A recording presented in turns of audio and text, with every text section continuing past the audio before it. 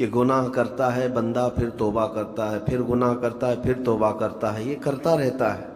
فرشتے اللہ کی بارگاہ میں عرض کرتے ہیں کہ مولا یہ تو بار بار وہی کرتا ہے پھر توبہ کرتا ہے۔ اگر ہمارے ساتھ کوئی غلطی ایک بار دو بار کر دے، تیسری بار تو ہم اسے چھوڑیں گے بھی نہیں۔ انسانوں کی طبیعت تو یہی ہے۔ اللہ کی بارگاہ میں ایسا نہیں ہے کہ وہ ہمیشہ کے لیے ناکارہ ہے، بلکہ اللہ تعالیٰ نے اسے زندگی میں بار بار موقع دیے ہیں کہ تو اپنی خطاؤں سے اور اپنی بھول سے پھر سے دوبارہ اپنی اچھی زندگی میں آ جا، اور اسی کو ہم توبہ کہتے ہیں۔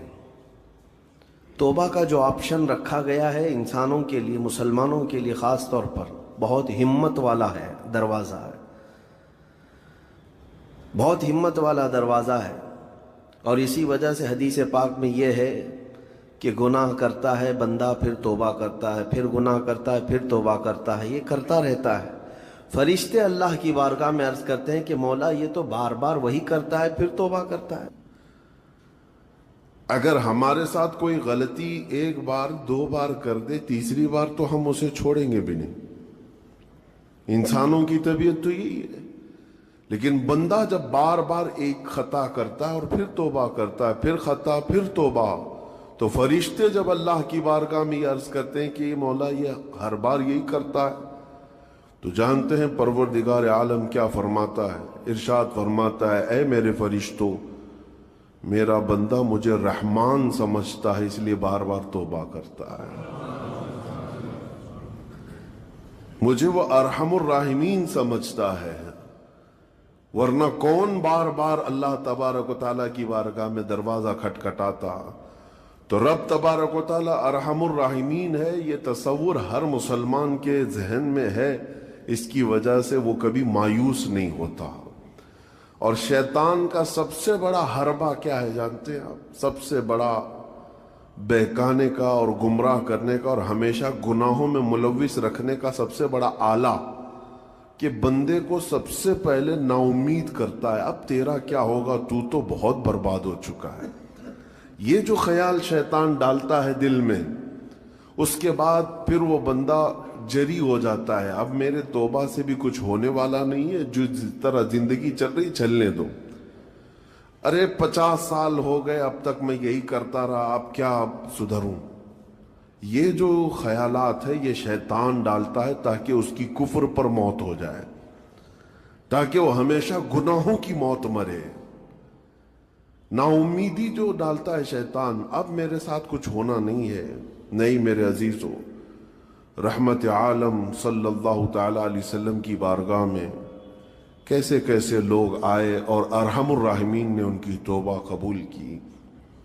آپ کو ایک بات میں بتاؤں، سیدنا عمر ابن خطاب رضی اللہ تعالیٰ عنہ کا دور ہے، مثنوی شریف میں مولانا روم فرماتے ہیں، جنت البقیع آپ نے سنا ہوگا، قبرستان مدینے کا، مدینے کے قبرستان میں رات کے وقت ایک بوڑھا آدمی 80 سال کا جو بانسری بجاتا تھا اور اسی سے پیسہ کماتا تھا، اس کی بانسری میں بڑی اچھی لے تھی، بڑی سر اچھی تھی، لوگ سنتے تھے اور پیسے دیتے تھے، لیکن بڑھاپے میں جب سانس پھولنے لگ جاتی ہے، ہانپنے لگ جاتا ہے، سانس نہیں ٹھہرتی، تو بانسری کیسے بجتی؟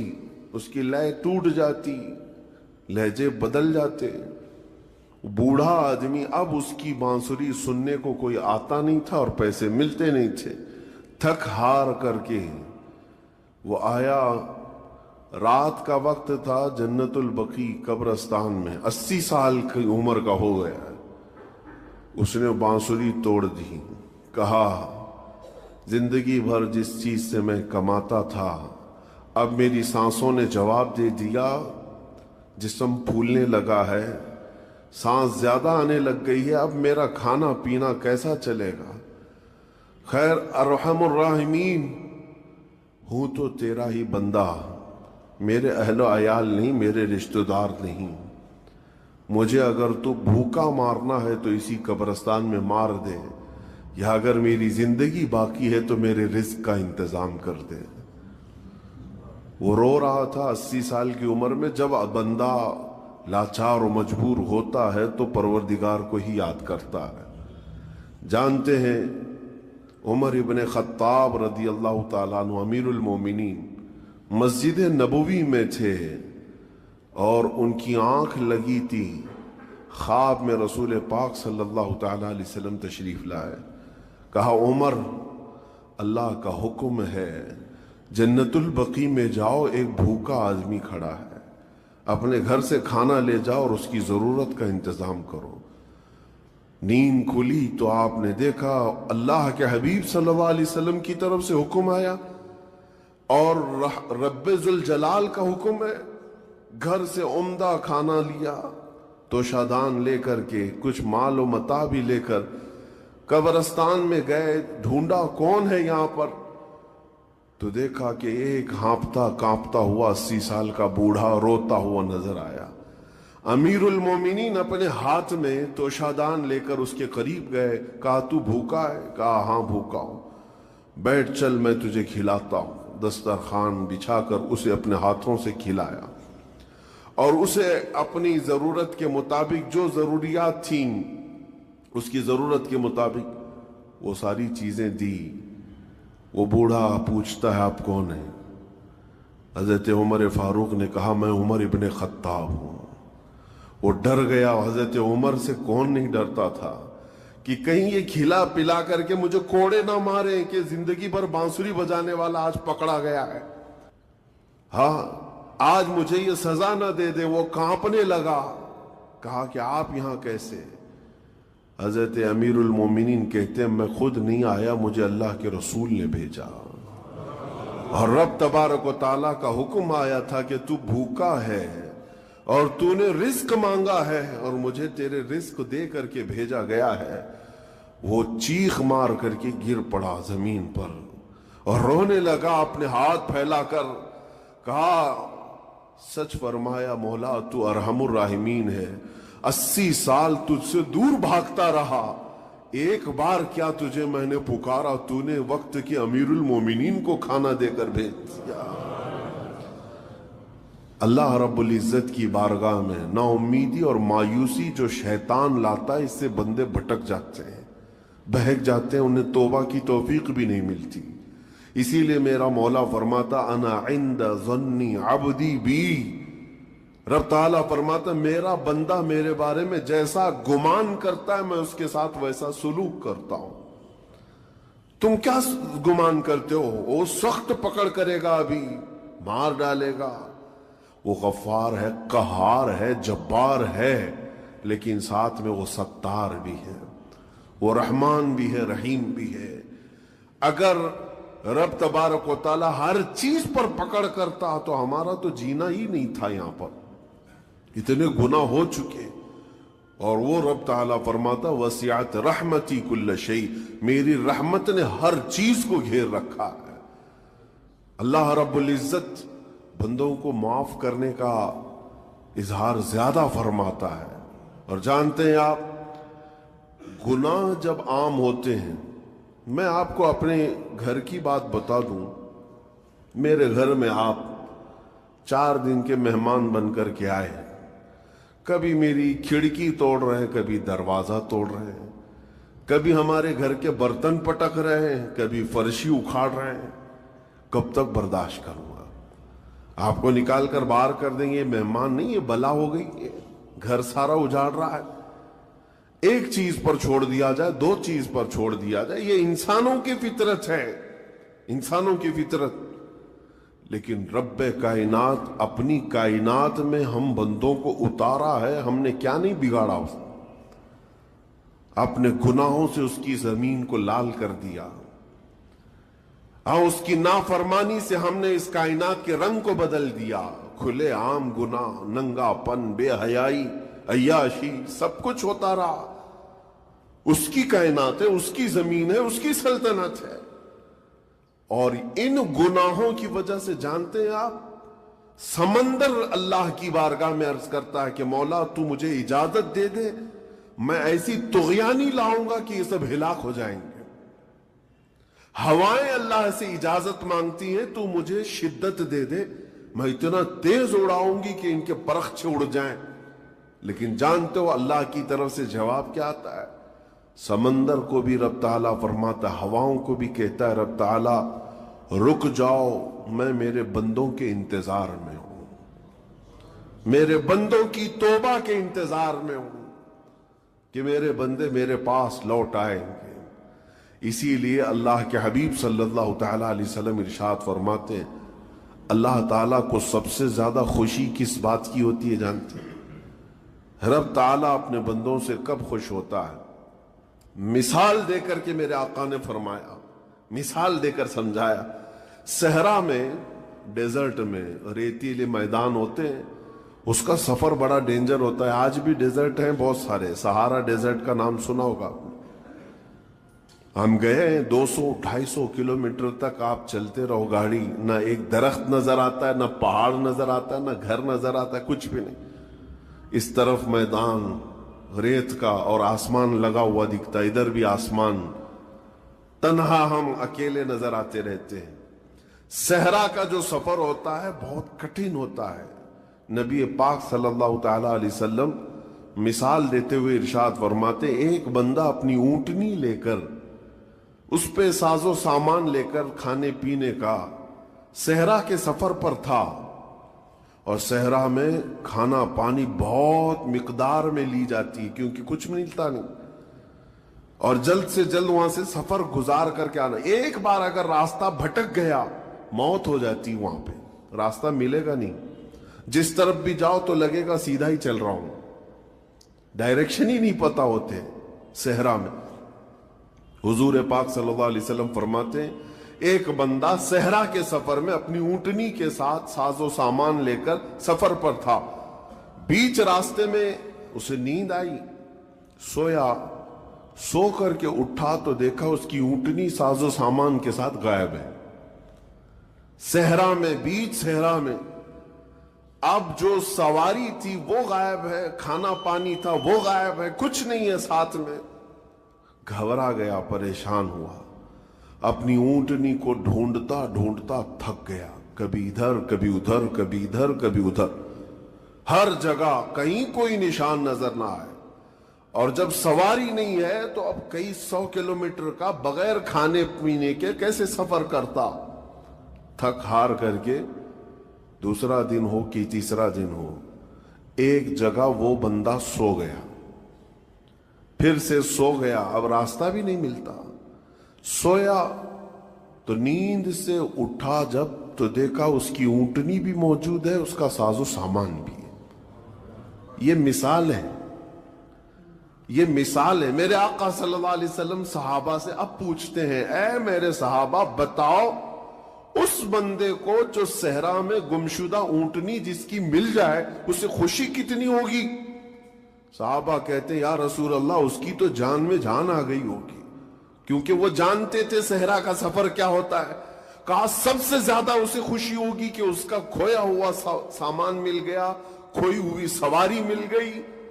میرے آقا صلی اللہ علیہ وسلم فرماتے ہیں گم شدہ اونٹنی کے ملنے پر جیسے اس مسافر کو خوشی ہوئی، اس سے کئی زیادہ بڑھ کر کے رب تعالیٰ کو اس وقت خوشی ہوتی ہے جب ایک گنہگار بندہ واپس توبہ کر کے اس کی بارگاہ میں آتا ہے۔ رب تعالیٰ کی بارگاہ میں جب بندہ پلٹ کر کے آتا ہے، رب تعالیٰ فرشتوں پر اس بندے کو دکھا کر رشک کرتا ہے، ارشاد فرماتا ہے میرا بندہ میرے پاس آ گیا، میرا بندہ میرے پاس آ گیا ہے۔ میں نے قرآن پاک کی وہی آیت تلاوت کی ہے جس میں اللہ تعالیٰ فرماتا ہے وَالَّذِينَ إِذَا فَعَلُوا فَاحِشَةً أَوْ ظَلَمُوا أَنفُسَهُمْ ذَكَرُوا اللَّهَ فَاسْتَغْفَرُوا لِذُنُوبِهِمْ۔ یہ چوتھے پارے کی آیت ہے۔ اللہ تعالیٰ فرماتا ہے وہ لوگ جنہوں نے برائی کر لی یا اپنی جان پر ظلم کیا، یعنی گناہ کیا، پھر اللہ کو یاد کر لیا اور توبہ کر لیا، اللہ فرماتا وَمَن يَغْفِرُ الذُّنُوبَ إِلَّا اللَّهُ، تو بتاؤ لوگوں اللہ کے علاوہ کون ہے بخشنے والا؟ لیکن شرط رب تعالیٰ یہ فرماتا وَلَمْ يُصِرُّوا عَلَى مَا فَعَلُوا وَهُمْ يَعْلَمُونَ، لیکن ایک بات ہے کہ وہ جس چیز سے توبہ کر کے آ رہے ہیں اس پر پھر مزید اصرار کر کے جمے نہ رہے، چھوڑ دے ایک بار۔ جان بوجھ کر کے پھر اس چیز پر نہ لگے رہیں۔ یہ آیت کب نازل ہوئی تھی میں آپ کو بتاؤں، دو صحابہ تھے، دونوں گہرے دوست تھے، بہت ہی گہرے دوست، مدینے کے رہنے والے۔ اس میں سے ایک صحابی تجارت کے لیے جا رہے تھے اور ان کے گھر بار میں ان کی بیوی تھی بس، اور کچھ نہیں۔ تو اپنے دوست سے کہا کہ میں جا رہا ہوں، مجھے آنے میں تاخیر ہو سکتی ہے، میرے گھر پر اگر کبھی سودا سلف لانے کی ضرورت پیش آئی تو میری بیوی کو یہ پہنچا دینا، ساز و سامان۔ یہ کہہ کر کے وہ تجارت پہ چلے گئے۔ جو دوست صحابی تھے، دیکھیں صحابہ کے بہت سارے کام امت کے لیے درس ہیں، قیامت تک آنے والے مسلمانوں کے لیے وہ مشعل راہ ہیں۔ تو وہ جو دوست صحابی تھے سودا سلف لے کر کے گھر جایا کرتے تھے اپنے دوست کی بیوی کو پہنچانے کے لیے۔ ایک دن ایسا ہوا کہ شیطان نے ورغلایا اور سودا سلف سامان لے کر گھر گئے۔ ان کی خاتون باہر آئی دوست کی، انہوں نے اس خاتون کا صرف ہاتھ پکڑ لیا، ہاتھ پکڑ لیا، اور وہ عورت چونکہ مدینے کی رہنے والی صحابیہ ہیں، اپنا ہاتھ تو چھڑا لیا لیکن وہ چیخ مار کر رونے لگی کہ جس پر میرے شوہر نے سب سے زیادہ اعتماد کیا، تم تو جگری دوست بھائی کی طرح تھے، ہاتھ کیسے بڑھا دیا؟ تو اس صحابی کو فوراً احساس ہو گیا کہ میں بہت بڑی خطا کر گیا، میرے بھائی اور میرے دوست کی امانت میں نے خیانت کر دیا، اس نے مجھ پر بھروسہ کیا تھا اور اس کی بیوی کا میں نے ہاتھ پکڑ لیا۔ بس اتنی سی بات تھی، وہ خاتون بھی رونے لگ گئی کہ میرے ساتھ کیا ہوا، یہ صحابی بھی رونے لگ گئے، احساس فوراً ہو گیا کہ میں نے غلط کیا ہے، سودا سلف لانے کے وقت مجھ سے غلطی ہو گئی، خطا ہو گئی۔ اب اس خطا کی وجہ سے وہ کرتے کیا؟ ان کو تو ڈر یہ تھا کہ میں اپنے دوست کو منہ دکھانے کے بھی قابل نہیں، اور نہ ہی میں یہ چیز کسی کے سامنے ذکر کر سکتا ہوں، کیا کروں؟ تو مدینہ چھوڑ کر کے چلے گئے پہاڑیوں میں، اور بغیر کھانا پانی سب کچھ بھی نہیں تھا، پہاڑیوں کے بیچوں بیچ رہنے لگے، اور صرف روتے تھے اور گر جاتے تھے، اور کمزوری آ گئی جسم میں، اٹھنے پھرنے کی بھی طاقت نہیں تھی۔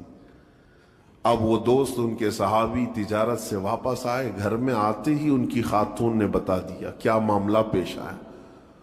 وہ بہت جلال میں آئے اور کہا کہ میرا دل ٹوٹ گیا، آج میری کمر ٹوٹ گئی، جس کے ساتھ ہم نے پوری زندگی بتائی، آج اس نے میری عورت کے ساتھ ایسا کیسے کیا؟ بہرحال انسان ہے، خطا ہوتی ہے، انسان ہے، بھولنا اور خطا کرنا اس کی عادت ہے۔ اب ان کو دل میں تو بہت تکلیف ہوئی، کروں کیا؟ لیکن وہ صحابی تھے، انہوں نے کہا یہ معاملہ سیدھے حضور پاک کی بارگاہ میں رکھتا ہوں، کہا کہ میں سزا دوں گا یا پھر جو ہے ان کے لیے جو قرار واقعی چیز ہوگی وہ دلا کر رہوں گا۔ بارگاہ مصطفیٰ صلی اللہ تعالی علیہ وسلم میں تشریف لائے، عرض کیا کہ آقا ایسا ایسا ہو گیا، میرے معتمد ساتھی نے میرے گھر میں ایسا معاملہ کر دیا۔ نبی پاک صلی اللہ تعالی علیہ وسلم غمگین ہو گئے کہ ان دونوں کے درمیان ایسا کیسے ہو گیا۔ پھر تھوڑی دیر کے بعد رحمت عالم صلی اللہ علیہ وسلم جو غیب دان نبی ہیں، ہر چیز کو جانتے بلکہ اپنے امتیوں کے احوال سے باخبر رسول ہیں، نبی پاک صلی اللہ تعالی علیہ وسلم اپنے اس غریب صحابی کے حالات معلوم کیے، پتہ چلا کہ وہ تو گھر بھی چھوڑ دیا، مدینے بھی چھوڑ دیا، پہاڑیوں میں جا کر کے پناہ لے کر کے اکیلا تن تنہا رہ رہا ہے۔ اللہ کے نبی صلی اللہ تعالی علیہ وسلم اپنے اس غریب امتی صحابی کے حالات معلوم کرنے کے بعد اللہ کریم کی بارگاہ میں عرض کرتے ہیں کہ مولا تو فیصلہ سنا دے۔ اللہ تعالیٰ نے آیت نازل فرمائی، جو آیت میں نے آج آپ کے سامنے تلاوت کیا۔ اللہ تعالیٰ فرماتا والذین اذا فعلوا فاحشة او ظلموا انفسهم جن لوگوں نے گناہ کر لیا یا اپنی جان پر ظلم کیا ہے، پھر ذکر اللہ فاستغفروا لذنوبہم، اللہ کو پھر جلدی یاد کر لیا اور توبہ کر لیا، رب تعالیٰ فرماتا وَمَن يَغْفِرُ الذُّنُوبَ إِلَّا اللَّهُ، محبوب بتاؤ اللہ کے سوا کون ہے گناہوں کی بخشش کرنے والا؟ اللہ تعالیٰ ان کے گناہوں کو معاف کر دیتا ہے جو فوراً اپنے گناہ کے بعد یاد کر لیتے ہیں کہ مجھ سے خطا ہوئی ہے۔ رسول کریم صلی اللہ تعالیٰ علیہ وسلم نے اس صحابی کو بتایا تیرے بھائی سے بھول ہوئی، خطا ہوئی، لیکن رحمان نے اس کی بخشش کا مژدہ قرآن میں سنا دیا کہ وہ باز آ گیا اور توبہ کر رہا ہے، لہٰذا تیرے لیے بھی یہ زیب نہیں دیتا کہ تو اب کوئی انتقام لے، تو اپنے دل سے معاف کر۔ یہ صحابی تھے، اللہ کے نبی صلی اللہ علیہ وسلم کے پروردہ تھے، نفسانیت اور خواہشات کے نہیں۔ یہ فوراً گئے اور اپنے اس جگری دوست کو، اپنے اس بھائی کو ڈھونڈتے ہوئے پہاڑیوں کے بیچوں بیچ جا کر کے دیکھا، ان کی حالت بہت خستہ تھی، کمزور ہو گئے تھے اور روتے روتے اتنا تھک گئے تھے، نہ کھانا ہے نہ پانی ہے، بس یہ کہ ان سے خطا کیا ہوئی تھی، اپنے دوست کی عورت کا ہاتھ پکڑ لیا تھا، بس میرے عزیزو اس سے بڑا نہیں۔ ہاتھ پکڑنے پر ان کو اس قدر احساس تھا کہ مدینہ چھوڑ دی، لوگ یہاں پورے کے پورے گناہ میں ڈوب جاتے ہیں، زنا میں ڈوبتے ہیں، انہیں احساس تک نہیں۔